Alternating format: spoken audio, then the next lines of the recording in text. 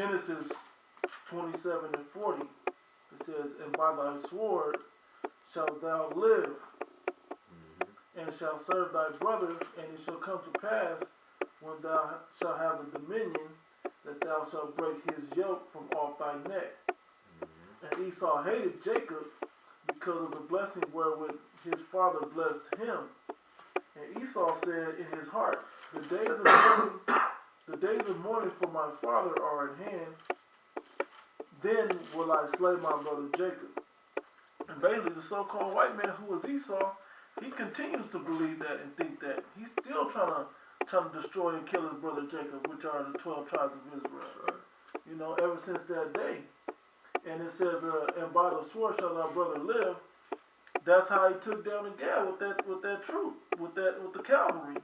Yep. They came in with pistols, and eventually, when they wasn't getting it done with that, they came with the Gatling gun, which is named after the tribe of Gad, because Gad was fucking up, you know, the white man with them arrows, man. And so that they came with that. So guerrilla warfare style. Yeah, they was riding on horseback. You know, riding on the side, picking them off where they couldn't shoot them off the top of the horse because they were riding on the side. You know, like Gad especially had that real guerrilla warfare. They was popping out, they was blending in with the terrain and everything, jumping out of trees on them, sniping from off the mountaintops because they knew the land for hundreds of years at least. Thousands actually. Yep. Thousands of years. That was in the BCs. Yeah, the BCs, exactly. So they was already had the land laid out how they needed it. You know, so they was taking advantage of it. But the cavalry, you know, and the blessing of the Most High God gave the so-called white man, with his blessing of that gun, the rule over them to take them down. And back in Genesis. And guess what? That troop is coming back in the form of martial law. That's right. And he's finna get on all you niggas, man. You wicked niggas, Hispanics and natives, man. I want to be wicked. I want to celebrate Thanksgiving. You know, you want to be wicked. You don't want to come back to your nationality. You know, you don't want to get with the program, man. Accept this truth. So the Lord's gonna send that troop again. You know. Go ahead. Back in Genesis 49, it says, "Gad, a troop shall overcome him, but he shall overcome at the last." Yeah, we in that time, man. The Lord's about to raise them back up, along with the rest of the tribes, and the Most High is gonna put the spirit on Jake to get their revenge, man. That's why Jake is the Most High is putting a spirit on these directors to put out these movies to stir up Jake, man. That's why that movie 12 Years a Slave came out. You know, that's why this is going on. That's why, you know, Django, you know, all that is happening for a reason. You know, you niggas is feasting now, but guess what? In the day of adversity, you niggas ain't gonna be feasting, man. You're going to forget about all that shit. You're going to realize who the devil is, and you're going to see that this man is after you. You're going to see his horns, man. You're going to see that. You're going to pull that skirt up. We pulling the skirt up now, but you're going to see his horns. He's going to show his horns. Matter of fact. Hey, hold on. Yeah. And this article is giving you these presidents, when they became presidents of the United States, like, you know, the founding fathers, like Thomas Jefferson, George Washington, you know, Roosevelt. These are quotes that they said. It's right here. It says Robert Jensen also quoted the first president of the United States, George Washington, in 1783, to have said he preferred buying Indians' land rather than driving them off it because that was like driving wild beasts from the forest. He compared Indians to wolves. Both being beasts of prey, they differ in shape. This is George Washington talking shit about you Gadites, you know. Thomas Jefferson said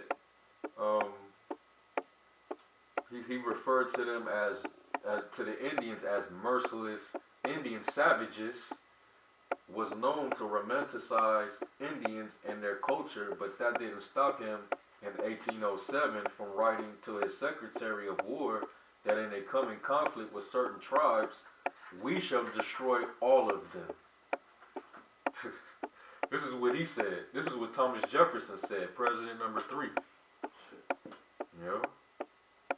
It says, as the genocide was winding down in the early 20th century, Theodore Roosevelt defended the expansion of whites across the continent as an inevitable process due solely to the power of the mighty civilized races which have not lost the fighting instinct and which by their expansion are gradually bringing peace into the red waste where the barbarian peoples of the world hold sway.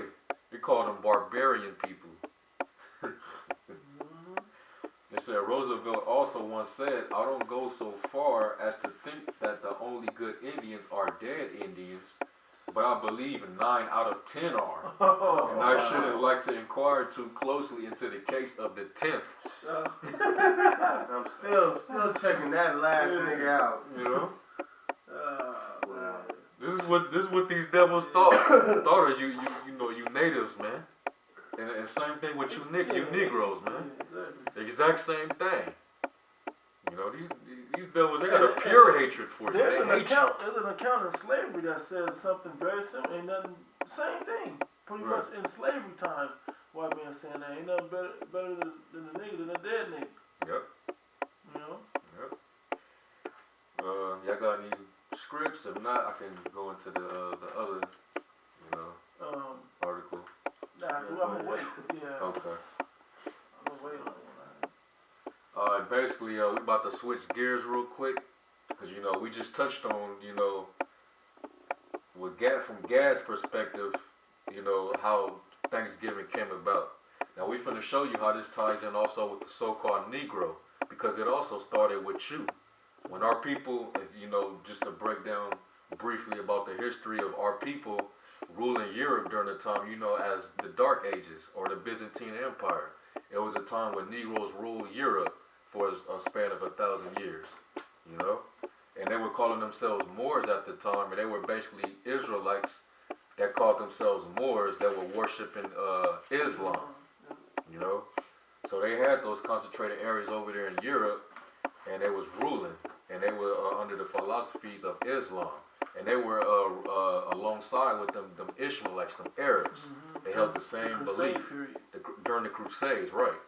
So around this time, when it was starting to die off, this is when the so-called white man started to ease his way in, and we finna get that history. And they also started Thanksgiving around that time, basically around the time of the Renaissance over there. This was their version of Thanksgiving, and we about to, you know, dwell into that real quick. I appreciate it. Go ahead. It's Revelations 20:1. It says, and I saw an angel come down from heaven, having the key of the bottomless pit and a great chain in his hand. And he laid hold on the dragon, that old serpent, which is the devil and Satan, and bound him 1,000 years. Yep. So that's going into the so-called white man, you know, when he was away for 1,000 years.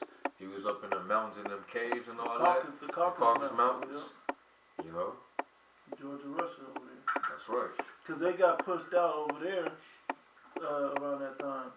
You know, they was in the caves first back in Jordan, which is Petra and all of that, or Mount Seir. Right. You know, then again they went back to the caves and they got pushed out.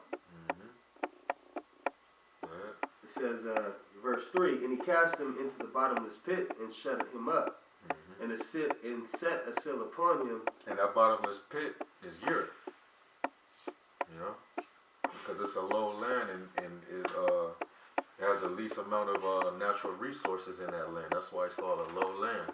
So that the scripture referred to that place as a